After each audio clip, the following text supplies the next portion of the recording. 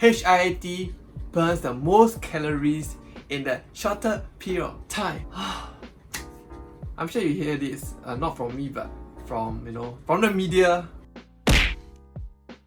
So the other day, my client was sharing with me how she came across this the article that promotes fat loss for the ladies, doing certain exercises that help in upper body fat loss, and then she just keep bringing it up. Then I just get my interest. Okay, then I told her to hey, send me the article so that I want to have a look. And then I remember she was telling me, oh, look at those exercises. Yeah, that's one of the exercises in the articles that is great for upper body fat loss. And she just keep buzzing about this article. So I'm like, okay, I need to read the article, let me see. So she sent me the article, and then after I read through, okay, these are my findings, so you're gonna enjoy it. Let's go. Okay, so you can see, right, the article was updated on 30th October 2019. So it wouldn't be very, very outdated. It's quite updated lah. So it's just 2 years ago. And the very first sentence that caught my attention was, for many women, upper arms store fat easily, making an upper body weight loss workout essential. Okay, but the thing is, the moment I read that, I'm like, okay, there's something there that I need to go and figure it out, because go and inspect, because there is no workout that help in maybe lower body weight loss or upper body weight loss, or maybe bicep weight loss. There's no such thing as a specific body part weight loss workout. So that's why I'm like, okay, something is wrong. Let's dig in deeper. Okay, so as I read further, okay, I found out that this point is valid, okay, relevant, is correct. So you can't choose where you lose fat from. Okay, there are exercises you can do to help to shed overall body fat. That's true. I totally agree with the point. You can't pinpoint exactly where you want to lose body fat, like my arm, my shoulder, my back. You just have to overall reduce your body fat as your body fat reduce overall, okay, through calorie deficit. The fat can come from maybe your face, maybe from your nose. No, I'm not saying nose lah, but I'm saying your arms, your shoulder. We can't really control, but what we can control is reduce the overall body fat. That's all we can control. The rest, let the body take charge, because it depends on your genetics. Some people, for myself, I hold more body fat around the waist. Okay, some of you might be the thighs. For me, I'm more leaner at the arms. Some of you guys might be more at the arms. So it's really, really hard to say. It all depends on genes. So that's something that we have no control. Alright, just to add on, is American Council on Exercise. Okay, they mentioned that you can't lose body fat from a specific part of your body. It's a misconception. That is so true. So that is a fact. Okay, that is really true. And moving on from there, so they mentioned that there are 3 ways that you can approach when it comes to fat loss. Let's look into it. Okay, calorie deficit, and interval cardio workout, and lastly, strength training. Okay, strength training, I agree. You got to build up muscles. Calorie deficit, no doubt, because you got to be calorie deficit to lose weight, and then you can lose body fat. But one thing that I have something to say is the interval cardio workout. Okay, yes, cardio is important, okay, in your weight loss journey, but that doesn't mean you have to only do interval cardio workout. You can do other form of cardio workout. Let's say walking, long walks, climbing stairs, cycling, swimming, anything that you enjoy. If you like jogging, or you just or running, anything. It doesn't have to be interval cardio. Interval means you go all out for maybe 30 seconds and then you rest for 60 seconds. You don't have to be, you can just maintain a certain pace, a steady state for some time, okay, without going fast, going slow, going fast, going slow. So they mentioned that, so these 3 are important. So that's why I feel that it's not true. Okay, do something you enjoy. Do a cardio that you enjoy, so that you can keep doing that for long and it is sustainable for you. So once it is sustainable, that approach, then you'll be losing body fat in the long term. So that's why I want to point it out. So especially if you're a beginner, you're just starting out, you haven't been staying active for quite some time, and when you go to interval training, it can be very, very intense for you. It can be very high impact. it can be very intense, such that you'll be like frightened, you'll be shocked. It's very stressful, and you might take quite some time to recover, okay, after the sessions. So end up, okay, you have more days of resting than more days of working out, because the recovery, you take so long to recover. So especially that's why if you're first starting, I won't recommend. Even for myself, okay, when I'm trying to lose body fat, I don't do interval, I just do steady state cardio, because it's just very, very stressful. What we should be focusing on is 1, nutrition, calorie deficit, 2, strength training to build muscles. Those will be the focus.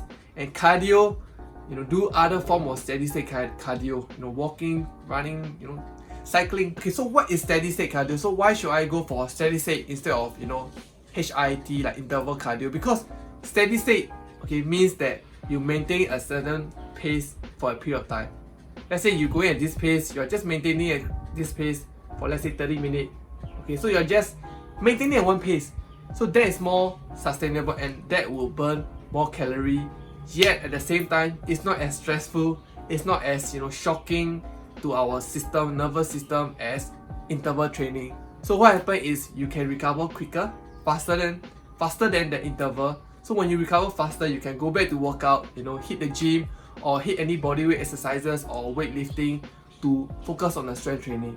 But if you are maybe get destroyed, okay, by this interval training because you take so long to recover, then how are you going to have energy, to lift the weights or do strength training? That's why I feel that steady state cardio is the best cardio. It's better than interval training when you're trying to lose body fat. Alright, so the next part is something that it just I see everywhere. I'm sure you have seen it everywhere also. So I know I have to address it so that hopefully it will clear some of the doubts that you have in your mind. So it is none other than HIIT burns the most calories in the shorter period of time. I'm sure you hear this not from me, but from from the media. It's because everyone is using that to market themselves, market their workout, as a secret tool to magically burn, and speed up the fat loss process, which is not true. I'm going to explain why. Okay, so from the article you can see that they have mentioned that 2015 study shows that it burns the most, HIIT burns the most calorie in the shortest period of time. 2015 study published in Journal Strength and Conditioning Research. Okay, cool. So they have something to back up. So I'm gonna go and check it out and review it. Okay, so after review it, what I realized that it's true that from their research that HIIT burn more calories in a minute, compared to like weightlifting, compared to like cycling and etc., like more steady state kind of cardio. But the thing is, they are just talking about that particular minute. Let's say HIIT, how long can you keep that level of intensity? How long can you keep pushing yourself? Like let's say at set 1, okay, set number 1, you push yourself so hard, you burn like most amount of calorie in that particular minute. But as the time goes by, 2nd minute, 3rd minute, 5th minute, 7th minute, 10 minutes later, your output will decrease because you have been giving your all-out effort at the early stage. So you might be burning more calorie at the start, but over a period of time, let's say 10 minutes, okay, 15 minutes, your output get decreased because we are not robot, right? We cannot keep like doing the same output, keep the same intensity throughout the 10 minutes. So it will definitely decrease over time. But for steady state, you might not be burning as much as HIIT in the first 1 minute. But the thing is, it's a steady state. That means you are maintaining that steady pace, that steady state of burning calorie. Let's say throughout the 10 minutes, you're like maintaining it. You're not going up, you're not going down, you're just maintaining it. HIIT is just like keep dropping, but you're just like maintaining it. So on the average, when you average out the 10 minutes, okay, definitely steady state burns more calories or around the same as HIIT. Same thing, something about HIIT that everybody is like hyping is the EPOC. Okay, EPOC, okay, excessive post-exercise oxygen consumption. It means that the amount of oxygen your body consume after a workout to bring out your heart rate to a rest position when you're like not exercising, at rest in a calm state, to bring your energy down, so bring your your heart rate down to that level, it requires you to, you know, inhale, right? Exhale, right? Oxygen consumption, right? So when you're consuming the oxygen, you're burning calories. So they will usually say that because HIIT promotes EPOC, okay, then you'll be burning like way more calories even after you stop exercising, which is another bullshit, because you're just burning 6 to 14% of the total calories that you burn in the entire workout. Let's say you burn 200 calories, and after the workout, because of the EPOC, okay, you will burn maybe 10% of the 200 calories that you have burned. So it will be 20 calories. So 20 plus 200, it becomes 220 calories. 20 calories, would that make a difference? If I just take a few peanuts, okay, a few nuts, 20 calories. So I feel that it's very insignificant, but people like to emphasize on it because it is marketable, you know, to get your attention, pull you towards them, okay, then they want to sell you that. So that's why I'm here, okay, I'm here to tell you what is right. Alright guys, so we are at the final part of this interesting article called the AMRAP, AMRAP, as many repetitions or as many rounds as possible. So that is the style of workout that they recommend you to do if you're really trying to maximize the fat loss, okay, upper body fat loss. So you might be wondering, is it really true that I have to do AMRAP, okay, in order for me to really see a significant result in weight loss? Okay, so let's read more about it. So you do as many rounds as possible for a specific amount of time. Definitely you should do like warm up and cool down stretches. So what they say is do 10 reps of each exercise with 30-second rest in between them. And the reason why I don't like saying 10 reps with 30 seconds of rest in between is because, okay, so when I tell my client, okay, 10 reps, he or she, from my experience, my client will just do, he or she reaches 10 reps, they will just stop. Because that's what I told them to do, right? That's what the article told them to do, right? 10 reps. But the thing is, 10 reps is not the magical number that you try to hit, okay, in order for you to see the result you wanted. Let's say after you hit the 10 rep, you know yourself whether can you go a few more reps or can you go 5 more reps. You know. If you can, continue. Keep going, don't stop at 10. Just keep going until you really cannot. Maybe that is 15 reps. It's still fine. Then you want to hit the 10 reps. What do? Add weight such that when you are like dying, okay, like you are at an all-out effort, everything you got, and you want that to fall at 10 reps. Not just 1, 2, 3, and 10 reps. Okay, wow, my muscles are going to grow. It doesn't work like that. It's about pushing, doing the best that you can, give everything you got, and that falls at 10 reps. Okay, not just random 10 reps. So that's something that I want to point out. So instead of saying 10 reps, okay, just do the best you can. Maybe let's say 10 to 15 rep range. Okay, just as long as you fall between 10 to 15 rep range and give everything you got, that's the most important thing to really have the intensity, the high intensity, okay? So that's why I don't really like, they say that 10 reps and then 30 seconds rest between. And then you say, once you have done, go back through the circuit again, okay? And do like as many rounds as you can within 10 minutes. The fact that you can do like many rounds, as many rounds, it means that you are not really pushing yourself. If you are really pushing yourself, right, you don't need many rounds. Okay, you just need like maybe 3 rounds, 4 rounds, and then the 3 to 4 rounds you really give all out effort. Okay, all effort, just the best that you possibly can at your fitness level, and then you just will last for like 3 to 4 rounds. Okay, you don't have to go like 5, 6, 7, 8, 9, 10. It means you're not pushing hard enough. It means that you're holding back a lot of energy, a lot of strength in you, so that you can keep going on one more round. It's just like, no, I feel that it's not efficiency, the amount of effort you put in. So I'd rather you just do the best you can. 2 rounds, 3 rounds, doesn't matter. As long as you give your best, that's already the best, like more than good enough. And then moving forward, okay, they recommend lateral raise, okay, they recommend push-up, tricep dip, hammer curl, and tricep kickbacks, military press. So basically those are the exercises that you should do for upper body if you are trying to lose body fat, weight loss at the upper body, which I feel is not true. Their choices of exercises are not true. Instead of lateral raise, you know, just do like I would just stick to like military press. Okay, don't have to do lateral raise, just do military press, shoulder press, it's fine. It's a compound movement. Focus on compound movement. And push up. Okay, push up is another push exercise, great, you know, push up exercise. And then I will focus more on, you know, like back. This is upper body, right? But they are focusing on all the small body parts like triceps, okay, hammer curl, a lot of arms.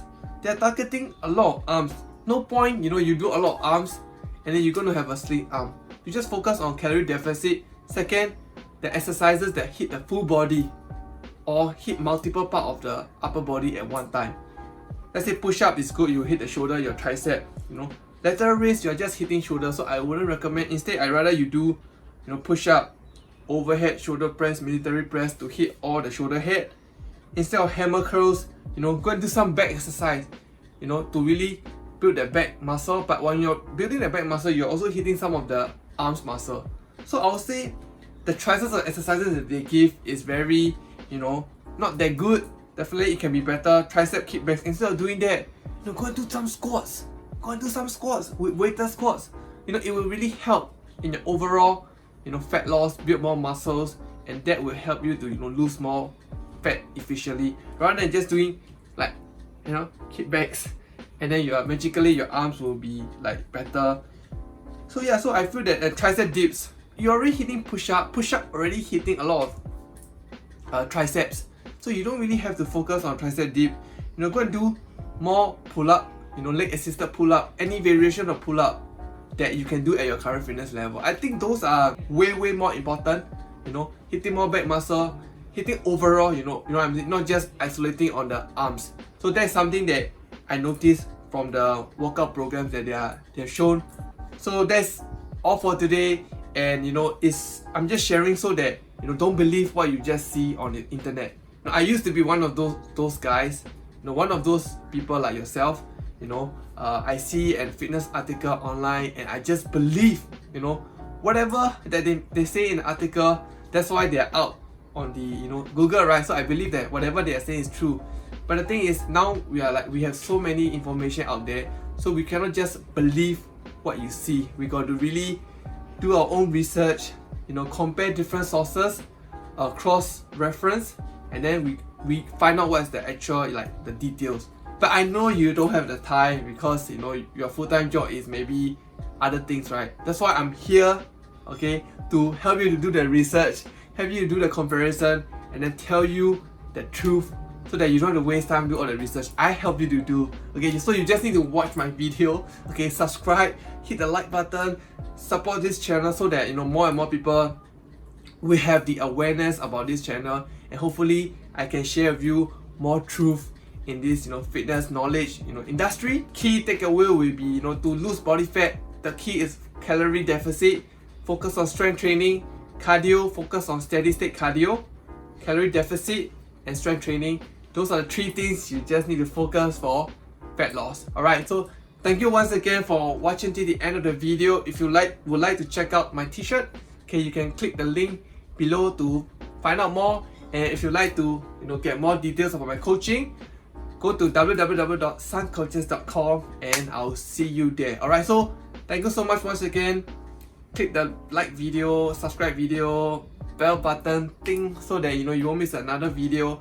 Thank you for, you know, giving me your time, and I hope you have learned something from it. So if you have any suggestion on subsequent video, feel free to, you know, share your thoughts below, or share with me what part of the video that you have learned or you can relate. Alright, thank you so much. See you guys next week. Keep smiling. Let's go.